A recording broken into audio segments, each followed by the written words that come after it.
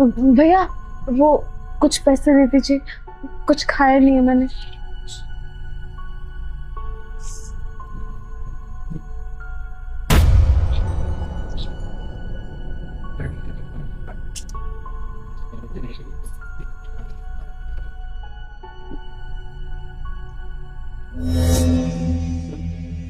क्या हुआ? ये तुम्हारी एक्स वाइफ रिया है ना?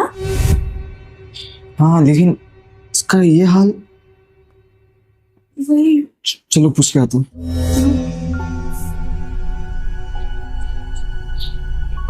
रिया, तुम इस हालत में यहाँ भीख मांग रही हो? अमित तुम मेरे हालात अच्छे से पता थे। अगर रहना ही नहीं था मेरे साथ तो शादी क्यों की? क्योंकि मुझ पे प्यार का भूत सवार था। अंधी हो गई थी मैं। मुझे लगा अब कुछ करोगे, अब कुछ करोगे, लेकिन तुमसे कुछ हुआ नहीं। सुनो, मैं ये ना मिडिल क्लास वाली लाइफ नहीं जी सकती।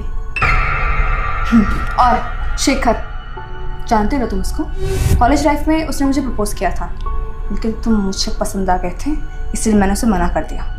कल मिला था वो मुझे, फिर से शादी के लिए पूछ रहा था और मैंने हाँ कर दी। वाह, एक बात मुझे बता दो, ये जो 2 साल से तुम मेरे साथ रह रही हो, हम दोनों एक ही छत के नीचे रह रहे हैं, उसका क्या? हमारे रिलेशन का क्या?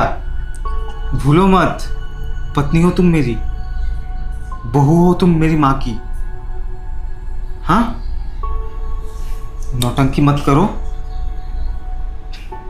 मुझसे जो होगा मैं वो करूंगा, मुझे थोड़ा टाइम दो।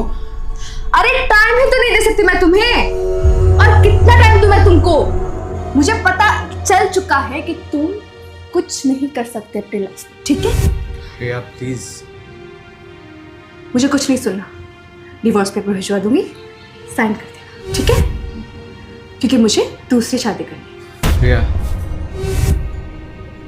और कुछ नहीं, ठीक है? रिया प्लीज। बाय। जो मैंने तुम्हारे साथ किया, सजा भुगत रही हूँ। मतलब? मैं कुछ समझा नहीं। तुम्हें छोड़ने के बाद मैं अपने घर गई। मेरे घर वालों ने 1000 बार मना किया, ऐसा मत कर, लेकिन मैं किसी की नहीं सुनी। घर वालों के खिलाफ जाकर मैंने शेखर से शादी करने का फैसला किया। उसके साथ 1 साल रुकी। वो हमेशा बोलता रहा अभी शादी कर लेंगे, अभी शादी कर लेंगे, पर मुझे पता चला वो ऑलरेडी शादीशुदा था। मैंने जब बोला अपनी बीवी को डिवोर्स दे दो, उसने मुझे ही छोड़ दिया। जैसे तैसे खुद को संभाल कर एक कंपनी में जॉब करना शुरू किया। 1 हफ्ते बाद बॉस ने मेरे साथ जबरदस्ती की। बहुत मुश्किल से निकल पाई मैं वहां से और यहाँ आ गई। मेरे पास अभी तुम दर्द बांटने के लिए कोई है ही नहीं। मैं ना यहाँ की नहीं ना वहां की, ना मैं अपने घर वापस जा सकती थी, मैं तुम्हारे पास आ सकती।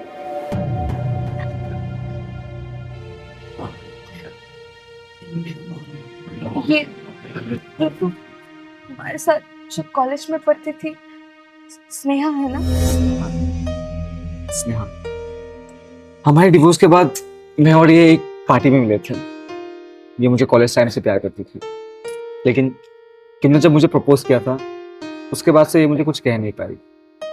लेकिन हमारे शादी के बाद इसने मेरी शादी नहीं की। उस दिन ये मुझे बता रही थी कि ये अब भी मुझे चाहती है, तो मैंने इसके साथ ही शादी कर ली। और हम दोनों के शादी के बाद मैंने जो काम भी किया ना, मुझे उसमें सक्सेस मिलता रहा। इसने मेरे काम को सम्मान किया, इसने मेरे प्यार को समझा, इसने मुझे समझा, इसने मुझे रेस्पेक्ट दिया।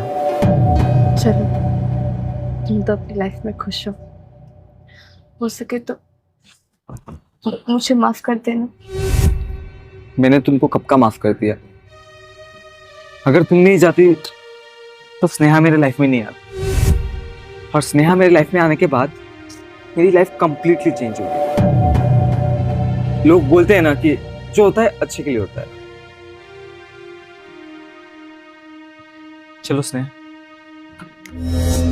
अमित, क्या तुम इसे अपनी कंपनी की जॉब नहीं दिला सकते या फिर कोई छोटा मोटा काम ही, ताकि इसकी वजह से भीख ना मांगना पड़े?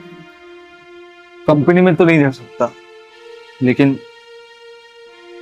तुम इस एड्रेस पे आ जाना, छोटा मोटा काम दिला सकता हूँ। Thank you so much. चलो स्नेहा चलते हैं।